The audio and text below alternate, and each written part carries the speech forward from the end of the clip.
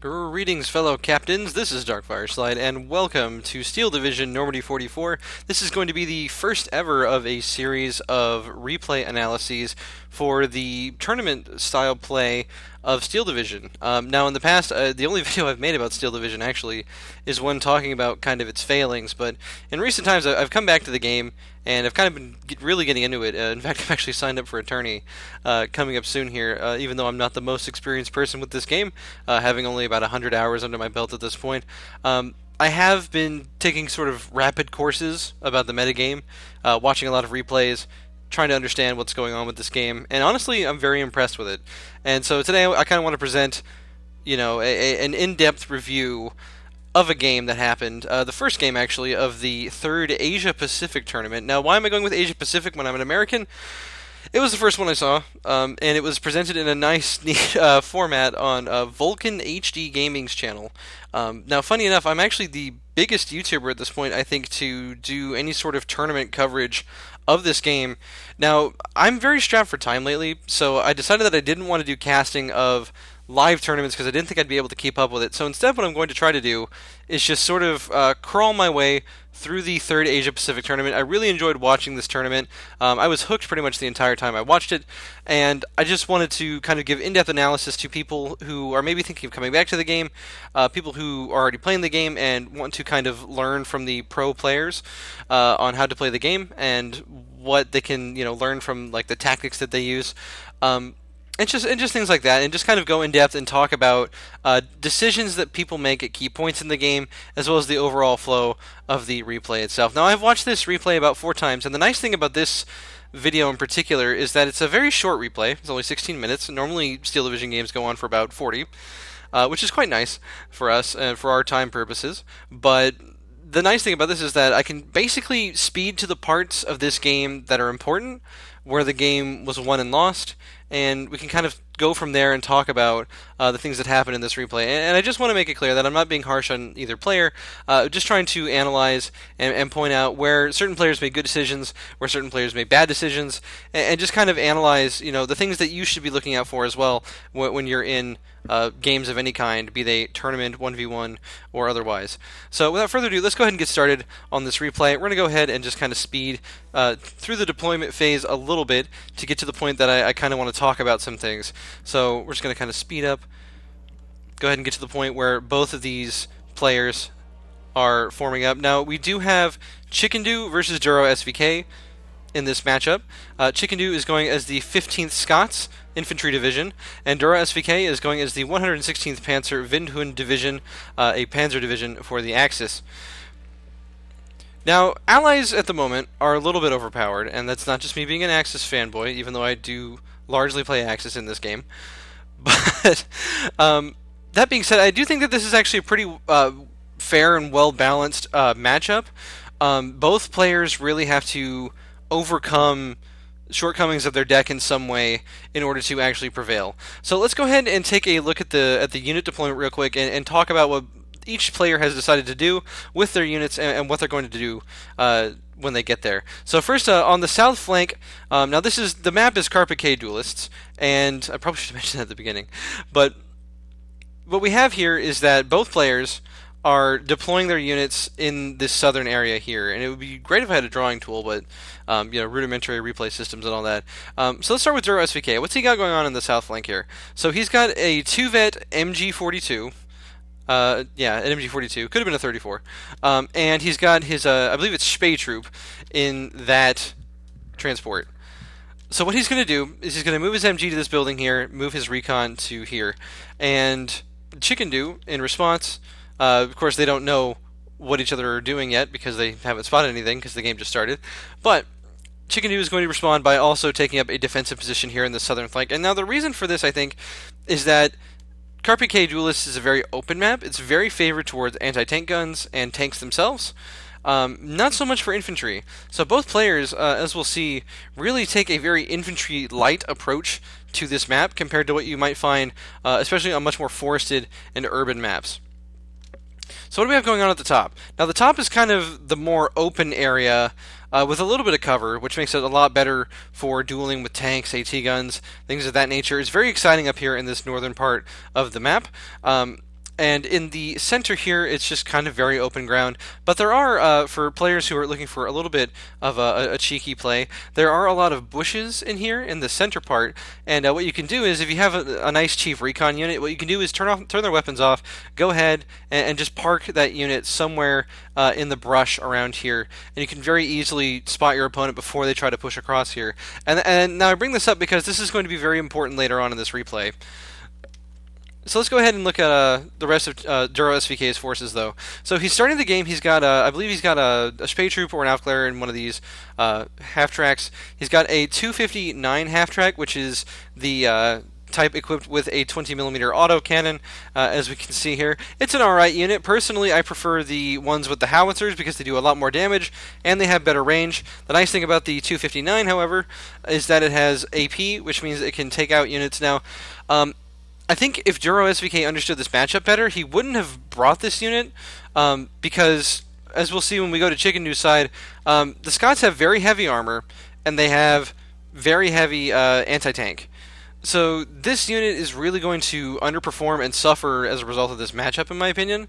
And the same... Now the 232 here, this command SPW 232, it's not a bad choice just because it is a command unit. So even though its gun isn't going to be the most effective, and you know, I do want to point out that they have a lot of HE on these autocannons. So they're certainly not terrible at killing infantry. However, again, because Scots have a lot of heavy armor and anti-tank guns, these units really suffer in these sort of open conditions. Now, we do have I believe, a Panzer Grenadier squad in this 251 one half track, and in this Panzer 3L is a good choice, I think. Although I do think that going with an M might have been a better choice here, just because it's a better unit, and since you can only deploy one at the start of the match, you might as well get that 3 vet, just to solidify sort of having this unit as a choice, you know. I don't think that the 3M is a waste in this deck. I think 3Ms are really good, actually, because of the way that 116 needs to be played. And finally, this is a choice I have a lot of issues with. So a Panzerwerfer is a really good unit.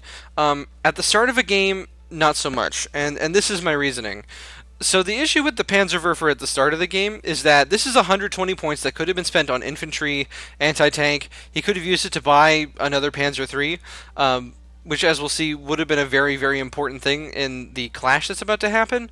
So I think that the choice of spending 120 points on a Panzerwerfer at the start of a match is a little bit weak. The thing about buying artillery at the start of any game of Steel Division is that you only have 500 points, and most artillery is actually pretty pricey.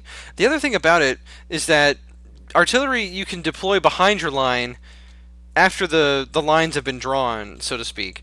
So the issue with buying this is that he isn't going to have the coverage that he needs, and 116 Panzer is actually a deck that really suffers already from not having enough map presence and not having enough coverage of the front line, and that's really going to hurt DuroSVK in this game.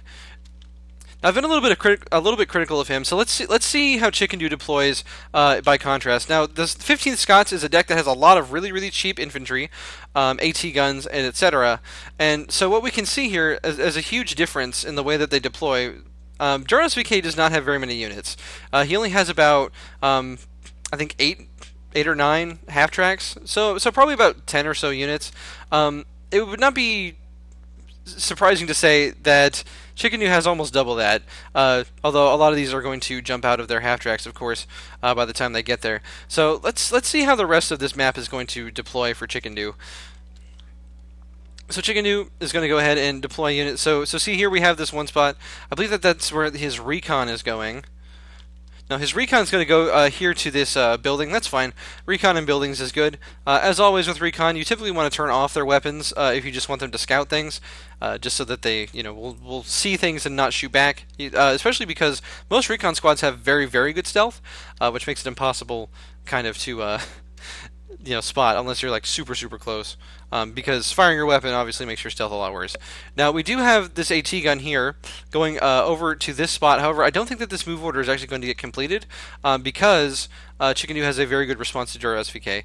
Lastly, we have these two infantry squads deploying, one right here and one right here, both in a light cover position in the event that DuroSVK attempts to push across. Of course, DuroSVK hasn't deployed any units to the center, so this might be an issue for him. Okay, so what do we have going on in the north? So we have an AVRE, a Churchill AVRE, which is a monster of a unit. So let's compare for a second Chickendew's decision of a 150-point AVRE at the start of the game versus DuroSVK's 120-point choice of a Panzerwerfer. So the Panzerwerfer is a unit that does have a lot of punch, especially against an infantry division. However, the issue with picking it on Carpiquet Duelists especially is that the map is so open that there aren't really going to be those clumps of infantry that you might expect to find in other maps, especially in heavily forested or urban maps, which is, in my opinion, where the Panzerwerfer really shines. In this game, this Panzerwerfer is going to end up mostly being a glorified mortar. That being said, it's still an extremely good unit. But what we'll see here is that with this Churchill AVRE, Chickendew is really able to set up a very good defense at the start of the game, and really just sort of blunt DuroSVK's push right at the start. Lastly, he has two AT guns. He's going to deploy one here on the front line and one back here in these trees. Without further ado, though, let's go ahead and actually start this replay. I've been talking for about 10 minutes now, just about deploying, because this game is really in-depth, as I'm sure most of the people watching this will know. So we're going to go ahead and get to the point where we have deployed and there's kind of a first contact, and we'll go ahead and slow the game back down. So this moment right here is really interesting. In the south, we don't really have much of anything going on because neither player really committed all that much to the south. But what we see here is because of DuroSVK's really heavy investment into this top side, his line is extremely thin. And again, by getting a Panzerwerfer, he has sort of exacerbated an issue that is already present with 116 Panzer in the first place, being that it is hard for this deck to cover a line effectively, just because most of their units are so expensive anyway. But what I find interesting about this moment in particular is, let's go ahead and go to DuroSVK's viewpoint here. So we're on DuroSVK's viewpoint, and he has not yet spotted the AT gun.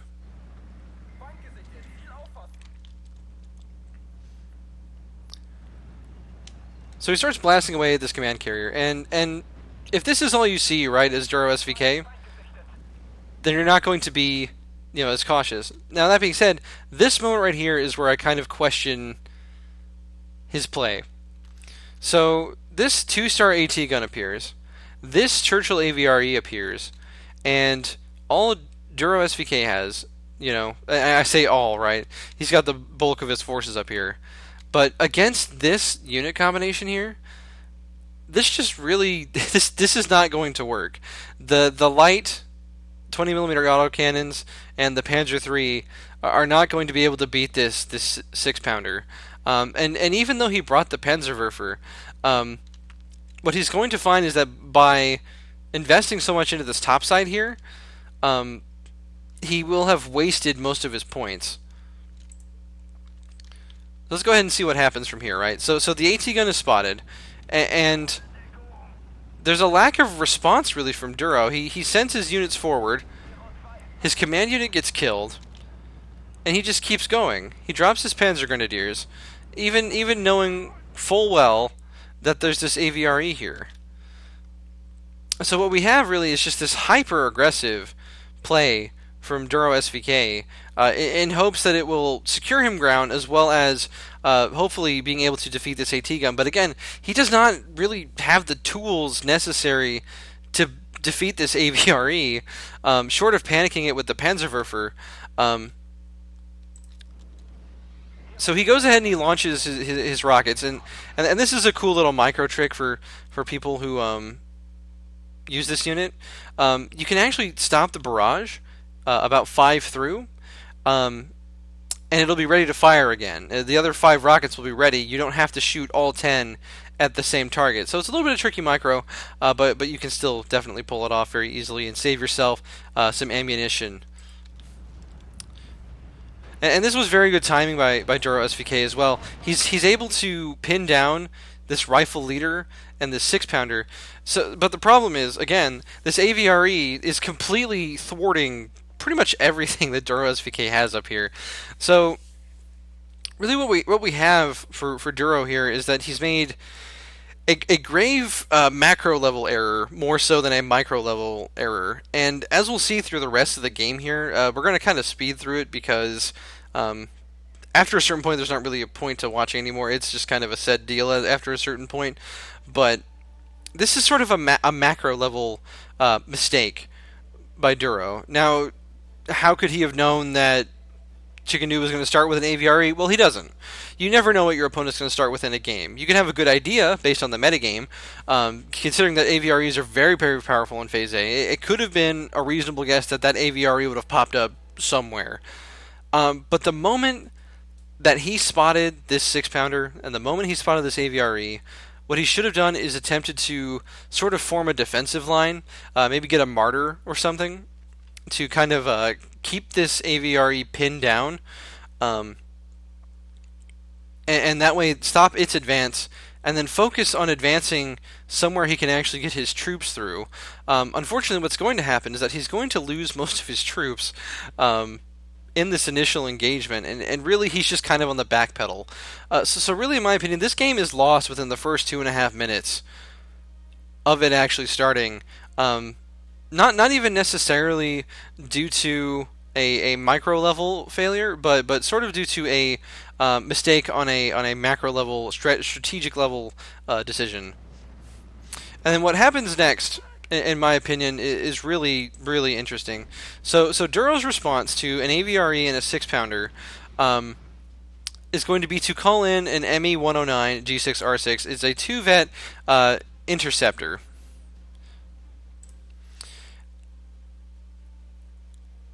Now, I don't know about you, but this is not the unit that I would have thought about calling in when I discover that I'm up against multiple AT guns and an AVRE, and my ground forces mostly consist of tanks.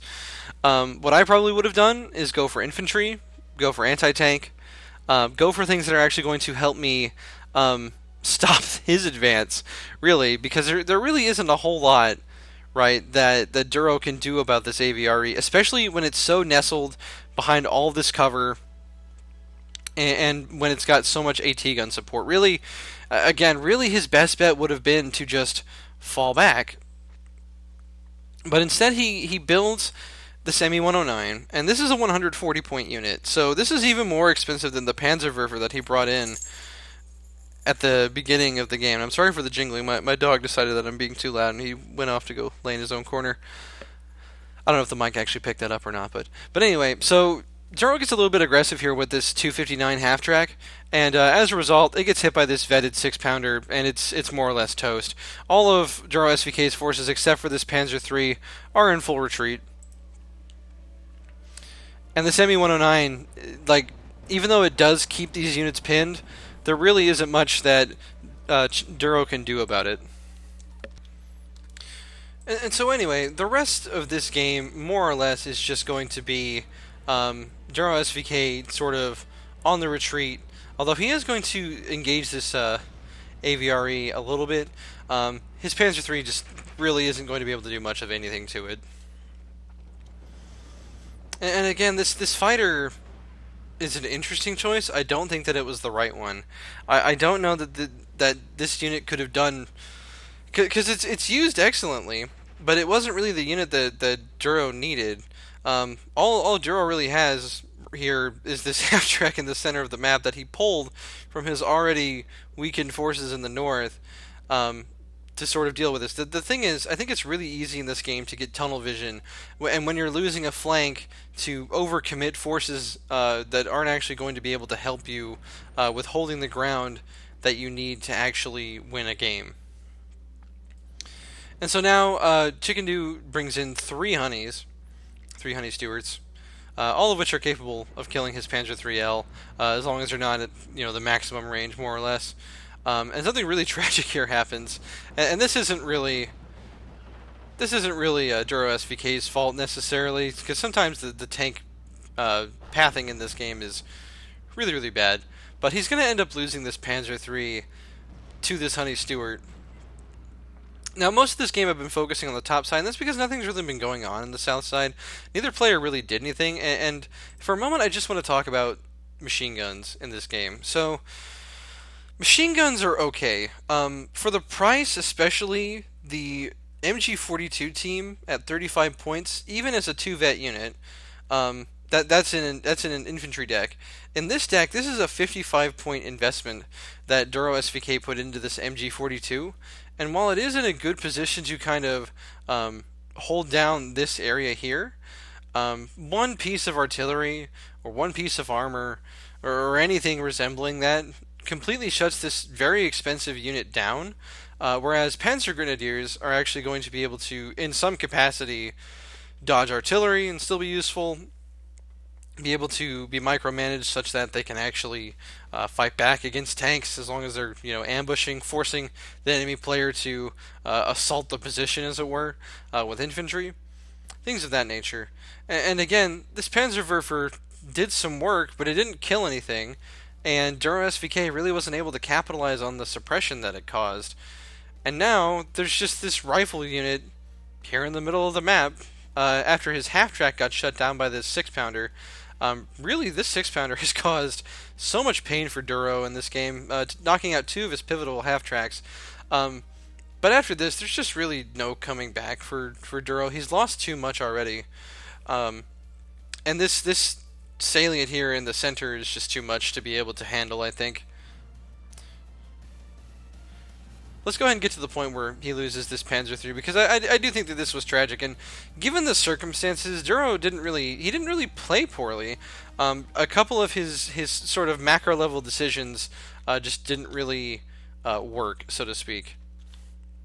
So we've got another Panzer. We got a Panzer III-M now, one of the ones he probably should have called in at the start of the game, especially if he actually had them in his deck. Again, I'm not really sure about that decision. Maybe he just didn't have the 10 points at the time.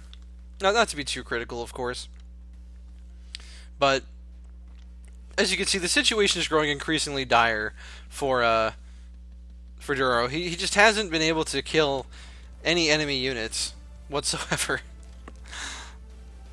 And now there's 3 Honey Stewarts in the AVRE, which is going to be more than enough to pin down this Panzer III. And I do believe that they... Okay, I think this is the moment here. Alright. So what happened was,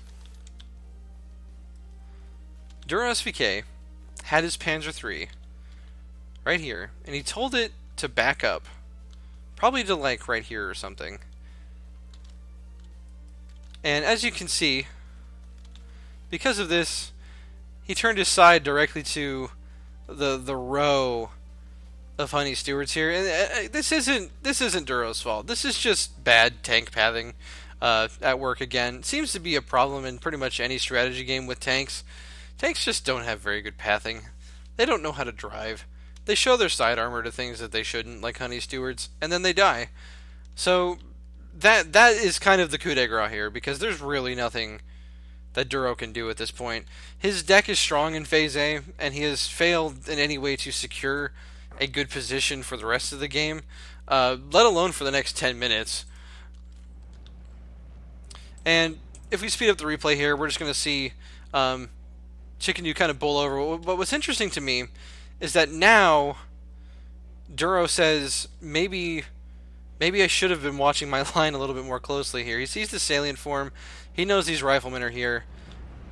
Chickendew's forces just start to completely bowl over the rest of these troops here. I think he loses this half-track without deploying it. No, he gets the Panzer Grenadiers out. But basically, this is too little, too late. 2 Panzer III-Ms is normally pretty scary, but Phase B starts relatively soon here. But anyway, because of this AVRE and the sheer number of Honey Stewarts here, these Panzer IIIs just can't advance. The AVRE is going to keep them pinned down while the Stewarts go for shots that might actually be able to kill them. I believe the range that they're engaging at And they're also engaging at a range where these Panzer III, like their armor advantage over the Honey Stewart, it really isn't that great. Also, this 6-pounder gets deployed right here, and it's already starting to retreat. And more and more and more units for the Scots just show up. DuroSVK comes out with another Panzer III. I would have gone with a Martyr at this point, personally. I don't know if he has the Phase A Martyr, but because it has 1,200 meter range, it can actually contest these Honey Stewarts and even the 6-pounder to a degree. But DuroSVK is kind of doing what he should have done at the start of the game. The moment he spotted that 6-pounder, the moment he spotted that AVRE, he should have fallen back, consolidated his forces a little bit, including this Panzerwerfer, and prepared to actually overcome this, either by advancing kind of through the flank here, or just, overwhelming with sheer numbers once he actually had them, considering he does have an income advantage. Although for an Axis deck, that doesn't necessarily mean a numbers advantage, just because their units are typically more expensive anyway. We see another 259 half-track come in, and another Panzerwerfer, and I don't know that I really agree with either of these choices. Again, I think a Martyr would have been perfect, and maybe DuroSVK has something against Martyrs, I don't know. But I think that it would have been a much better pick. The Martyr really is such a strong pick for Axis in Phase A in any deck that can get them. Although, to be honest, I may be mixing that up with a 9th Panzer that gets them in Phase A, but I'm pretty sure that 116 gets a Phase A Martyr. Correct me in the comments if I'm wrong, but that's definitely the unit I would have wanted to pick. Anyway, Phase B comes around, and this 17-pounder with 3 Vet Stars is just going to put an end to any chance that DuroSVK may or may not have had. And we're just going to go ahead and get to the end of the game here, because Duro's going to lose everything that he has. Very sad. Press F to pay respects. He finally calls in a Jagdpanzer IV. Probably should have done that at the start of Phase B, but that 17-pounder is going to make short work of that. And then Duro surrenders. So anyway, very detailed analysis kind of the early game of this game, just to kind of talk about the level of play that we're at, right? Because neither of these people are bad players. Chickendew is able to secure over a 2-to-1 kill-death ratio in terms of points. And I mean, as you can see though, DuroSVK didn't really have a good response to these AT guns. That top level, that unit cohesion between the AVRE and the 6-pounder was really just fantastic. And as you can see, so many units died to those 6-pounders into that 17-pounder there in Phase B. So it was kind of an uphill battle from the start just because of the units that DuroSVK picked. Again, I didn't really agree with the Panzerwerfer decision. He was able to kill a 6-pounder and a rifle squad with it, but again, that's not even worth the value of the unit, and he wasn't able to capitalize on the Panzerwerfer strength because he wasn't able to rout the units that were panicking as a result of this Panzerwerfer firing. So again, I'm not trying to be critical of DuroSVK as a player, only on his actual play this game. Everyone in this tournament is very good at this game, Chickendew and DuroSVK included, and pretty much everyone else that competes in this tournament, we will see, has really good play. And I didn't really touch on it in this game, but DuroSVK still had a lot of really good micro. Most of the mistakes that he made were more of a macro-level decision and general tactics, as opposed to not being able to control his units well, or forgetting to micromanage certain things. But anyway, I hope you enjoyed this video. I hope this was illuminating a little bit on things that you can do with both of these decks, how to play them, how to use them, what to do, what not to do. And if you did, be sure to leave a like, comment, subscribe, etc. Now, for people who are watching this who don't normally watch Steel Division content, I don't know that it will really be enjoyable, but that's okay. I'm making this video more for what I want to do and go back to the roots of my channel, where I'm doing things that I'm passionate about. And right now, I'm really passionate about Steel Division. So I really want to just make more content for this game, even though this is my first video for it, apart from the one where I kind of rip it apart. But that's okay. We're moving in a new direction. Anyway, I hope you enjoyed the video, and I'll see you on the next one.